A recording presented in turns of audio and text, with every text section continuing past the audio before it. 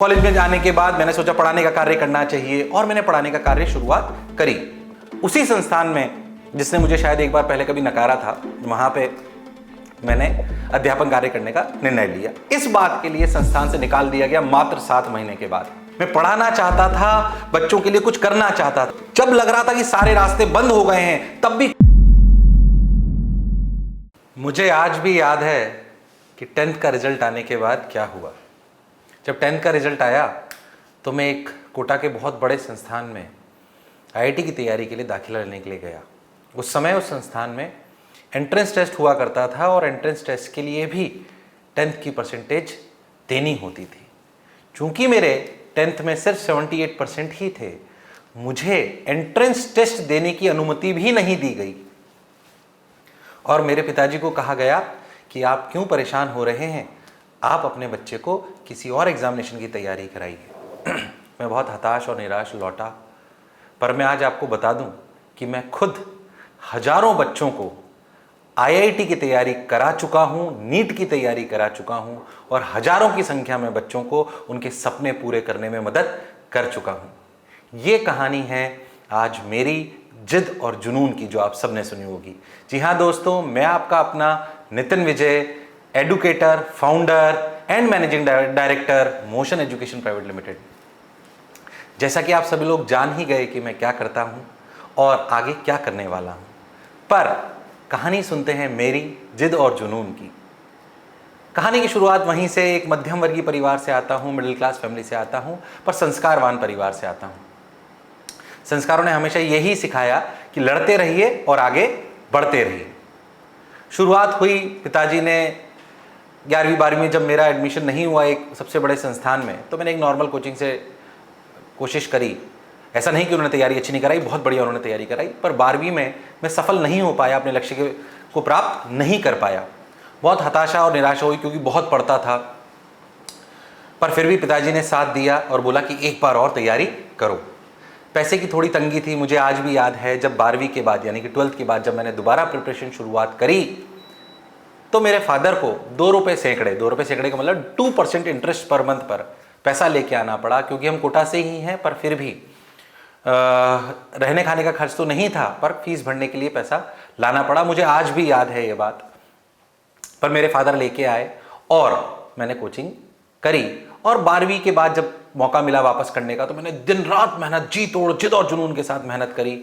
और आपको जानकर खुशी होगी कि मैं आईआईटी में सिलेक्ट हो गया और मेरा चयन हुआ आईआईटी बीएचयू में। मैं ये कहानी आपको इसलिए सुना रहा हूं, इसलिए नहीं कि मैंने क्या किया, इसलिए कि शायद जो भी मुझे सुन रहे हैं वो इस बात से सीख ले पाए कि जिद और जुनून आपको आगे ले जा सकता है और मेहनत का कोई विकल्प नहीं है। जब मैं पढ़ाई कर रहा था तो एक बहुत अच्छी बात, जब मैं आईआईटी की तैयारी कर रहा था तो एक बहुत अच्छी बात मेरे साथ हुई जिसने शायद मेरा जीवन बदल दिया। वो क्या थी कि जब मैं पढ़ता था तो अपने दोस्तों को भी साथ में, जितने भी मेरे दोस्त साथी सहयोगी थे, उनको भी साथ में पढ़ाया करता था। तभी से शायद मुझे लगा कि मेरे में पढ़ाने की क्षमता है। और विश्वास मानिए, एक अच्छा अध्यापक ही जानता है कि अगर वो अच्छे से अध्यापन के कार्य को करेगा, यानी कि टीचिंग को अच्छे से करेगा, तो खुद भी उतना ही सीखता है। तो जब मैंने पढ़ाने की ललक उसी समय से मुझे लगने लगा। पर शुरुआत हुई, आईआईटी में गए 2003 में। आईआईटी में गए, पर हमें संस्कारों में सिखाया गया था कि अगर जीवन में कुछ प्राप्त करना है तो एक ही जगह गड्ढा खोदिए और पानी वहीं से निकलेगा, जगह जगह गड्ढा खोदने की जरूरत नहीं है। तो पहले से तय था कि फर्स्ट ईयर में ही शायद डिसाइड कर लेंगे कि हमें क्या बनना है। मैंने सोचा क्यों ना अध्यापन के कार्य को एक बार तलाशा जाए, देखा जाए। फर्स्ट ईयर की छुट्टियों में ही, फर्स्ट ईयर के बीच में ही मैंने अध्यापन के कार्य की शुरुआत करी। और जब अध्यापन के कार्य की शुरुआत करी तो ईश्वर की कृपा से बच्चों का इतना अच्छा रिस्पांस मिला और मुझे खुद को इतना आनंद आया। मैं आपको कहता हूं, बहुत गौरवान्वित महसूस कर रहा हूं कि शायद 100 लोग जो दुनिया में काम करते होंगे, उनमें से 2 या 4 ही ऐसे होते हैं जो अपने जीवन में वो कार्य कर रहे होते हैं जो वो करना चाहते थे। मैं उनमें से एक हूं। मैं पढ़ाना चाहता था, बच्चों के लिए कुछ करना चाहता था, वो मैं आज भी कर रहा हूं, बीते वर्षों से कर रहा हूं। तो मैं बहुत खुशकिस्मत मानता हूं इस मामले में अपने आप को। खैर, कहानी की शुरुआत हुई तो हमने जो अपने कॉलेज में जाने के बाद मैंने सोचा पढ़ाने का कार्य करना चाहिए और मैंने पढ़ाने का कार्य शुरुआत करी। बहुत अच्छा रिस्पॉन्स आया। फिर जब सोचा कि और आगे चलते हैं और आगे चलते हैं, पर पिताजी ने बोला कि भाई ऐसा ना हो कि तुम अपनी डिग्री तुम्हारी रह जाए और तुम पढ़ाने में रह जाओ। उन्होंने मेरे सामने एक शर्त रखी कि मैं आपका पूरा सहयोग और साथ दूंगा आपके इस पढ़ाने के कार्य में, पर आपको भी मेरी कुछ बात माननी होगी कि आप अपनी बीटेक जो करोगे वो बहुत अच्छे से कंप्लीट करोगे, साथ ही साथ किसी को यह कहने का मौका नहीं दोगे कि आपका बेटा इसलिए पढ़ाने के क्षेत्र में आ गया क्योंकि उसकी नौकरी नहीं लगी थी। मैंने अपने पिताजी को विश्वास दिलाया, जो मुझ पे बचपन से ही विश्वास करते हैं, ये मेरा सौभाग्य रहा है। तो मैंने उनको विश्वास दिलाया कि नहीं, मैं ऐसी नौबत नहीं आने दूंगा और आपके विश्वास पर मैं खरा उतरूंगा। वो जोश और जुनून थे जो पिताजी को मैंने विश्वास दिलाया। जो शब्द आप कभी कभी अपने माता पिताजी को वादा करते हो, वो शब्द भी आपके लिए ऊर्जा का काम करते हैं। मेरे लिए शायद वो ही हुआ। अब मेरा रूटीन आप सुनिए, ताकि शायद आपको लगे कि हाँ, मेहनत तो करनी पड़ती है। जब सेकंड ईयर से मैं था, तो सेकंड ईयर में मैंने एक 2-3 कोचिंगों पे वाराणसी में ही पढ़ाया, ताकि मैं अपने अध्यापन के कार्य को आगे ले जा पाऊं। शुरुआत में मेरे को किसी ने मौका नहीं दिया जब मैं वाराणसी में स्टार्टिंग में था। तो मुझे पढ़ाने के लिए क्या करना पड़ता था, मैं आपको बताता हूं। हमारे कॉलेज से एक लंका करके गेट है, वहां तक हमें जाना पड़ता था रिक्शे में बैठकर। फिर रिक्शे से ऑटो रिक्शा पकड़ना पड़ता था रेलवे स्टेशन तक जाने के लिए। फिर रेलवे स्टेशन से जीप से जाना पड़ता था, मुगल सराय जगह है वहां तक जाने के लिए। फिर वहां से 3 किलोमीटर मुझे पैदल जाना पड़ता था। तब मुझे पढ़ाने को मिलते थे 3 बच्चे। और ऐसा मैं हर सैटरडे संडे करता था, और शाम को अपने कोचिंग के पास में ही एक जगह है लहरतारा, वहां पे जाके पढ़ाया करता था। तो ये निरंतर करना पड़ता था। और आप विश्वास मानिए कि जो मुझे पहले जहां पे मैं पढ़ाने जाता था, वहां से जो मुझे पैसे मिला करते थे, उससे ज्यादा तो मेरे आने जाने में ही खर्च हो जाते थे। पर पढ़ाने का जिद थी, जुनून था। खैर, ये सिलसिला चलता रहा। फिर कुछ साथी सहयोगी मिले जिन्होंने बोला कि अपन साथ में काम करते हैं और एक कोचिंग खोलते हैं कोटा पॉइंट के नाम से। ठीक है भाई, हमने सोचा खोलते हैं। पैसे तो नहीं थे, पर थोड़ी बहुत हिम्मत करी और शुरुआत करी। पर वो जो मेहनत थी, वो जुनून थी, आज शायद आपके सामने बोलने में भी मेरे रोंगटे खड़े हो रहे हैं कि हमने ऐसा भी किया है और आज भी कर रहे हैं। पर अगर हम ऐसा करते रहेंगे तो वास्तविकता में सफलता हमें मिलती रहेगी, ऐसा मेरा मानना है। तो रूटीन पूरे 3 साल तक रहा। उसका प्रतिफल भी मुझे मिला। वहां से अपने बच्चों को सेलेक्ट भी कराया। आपको जानकर के खुशी होगी कि जब मैं 4th ईयर में पहुंचा, ये निरंतर चलता रहा। जब मैं 4th ईयर में पहुंचा तो हमारे पास 700 बच्चे हुआ करते थे जो हमारी कोचिंग में पढ़ा करते थे। और जैसा कि मेरे फादर को मैंने विश्वास दिलाया था कि मैंने अपनी बीटेक विद ऑनर्स करी, और साथ ही साथ मेरी 2 जॉब लगी सॉफ्टवेयर कंपनी में और 2 जॉब लगी कोचिंग इंडस्ट्री में। हालांकि मेरे लिए टफ डिसीजन था कि मैं बनारस छोड़कर वापस कोटा आऊं, पर क्योंकि कोटा शिक्षा नगरी है, अपना घर भी था, मैं उस जगह को छोड़ा और यहां पर एक उसी संस्थान में जिसने मुझे शायद एक बार पहले कभी नकारा था, वहां पे मैंने अध्यापन कार्य करने का निर्णय लिया। जब वहां पे मैंने पढ़ाने का कार्य चालू करा तो ईश्वर की कृपा इतनी थी कि बच्चों को इतना प्रेम मिला, इतना प्रेम मिला, इतना प्रेम मिला कि आप सोच नहीं सकते। उस समय वहां पे बैचेस सिस्टम हुआ करते थे। जब बैचेस हुआ करते थे तो मेरे बैचेस में दूसरे बैचेस की भी बहुत भीड़ हुआ करती थी। ये बात वहां के मैनेजमेंट को अच्छी नहीं लगती थी, पर इसमें मेरा कोई रोल नहीं था।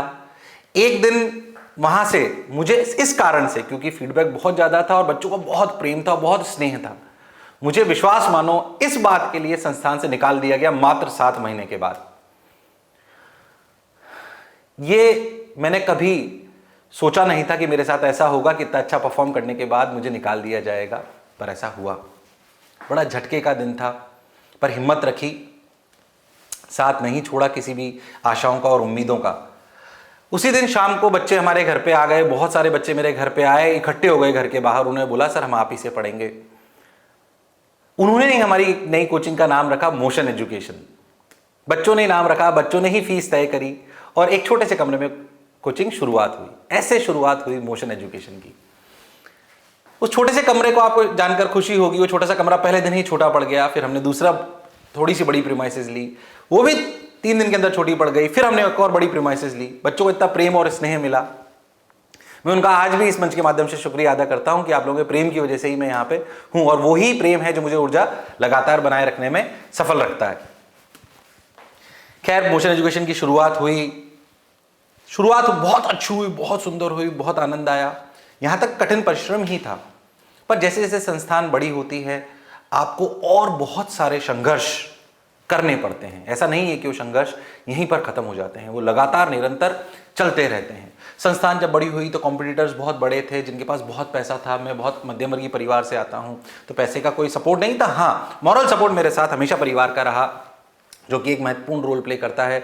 जो भी मुझे सुन रहे हैं, मैं उनसे कहना चाहूंगा कि अपने परिवार का सपोर्ट अपने साथ बनाए रखिए।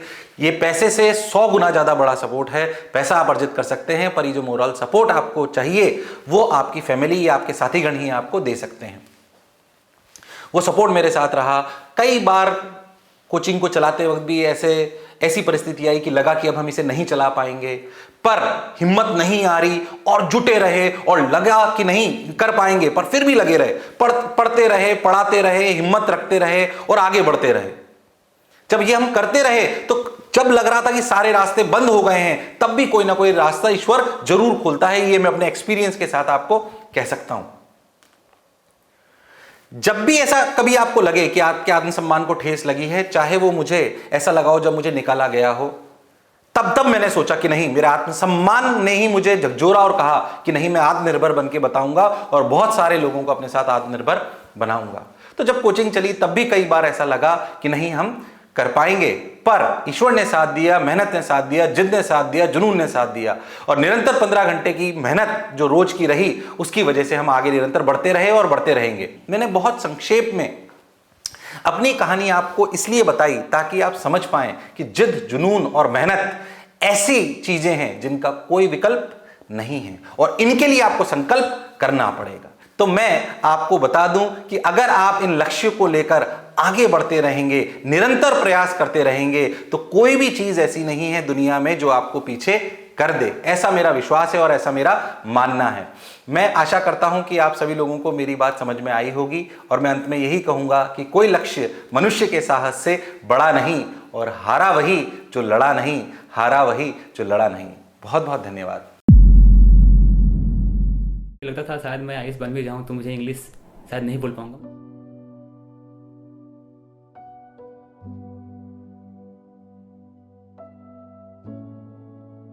मेरा नाम तबरेज़ आलम है और मैं बिहार से बिलोंग करता हूं।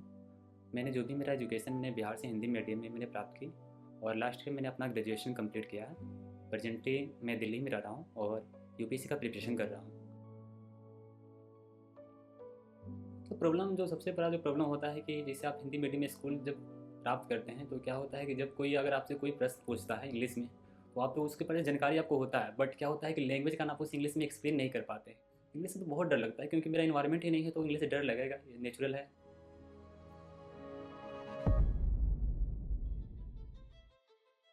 मैंने जोश स्किल एप्लीकेशन के बारे में मैंने सुना, तो मैंने जिस स्किल के बारे में सुना और जाकर उसे इंस्टॉल भी किया था, और मैंने उसकी जो भी प्रोसेस है मैंने उसे जाना, और इंग्लिश स्पीकिंग कोर्स के लिए मैंने क्लास स्टार्ट कर दिया। पहले तो थोड़ा बेसिक पोर्शन ग्रामर का बताया जाता है, उसके बाद वोकैब्स का जो प्रैक्टिस करना पड़ता है, उसके बाद रीडिंग प्रैक्टिस होता है, और अल्टीमेटली आपको प्रैक्टिस करना पड़ता है आपके प्रैक्टिस पार्टनर से। 10 मिनट आपको मिनिमम बात करना पड़ता है, उसके बाद आपका एक जो कोर्स होता है वो कंप्लीट हो पाता है। मैं बोल सकता हूँ श्योरली कि मैं किसी से भी, कोई भी पर्सन हूँ, मैं उससे इंग्लिश में कम्युनिकेट कर सकता हूँ, मुझे कोई इशू नहीं है।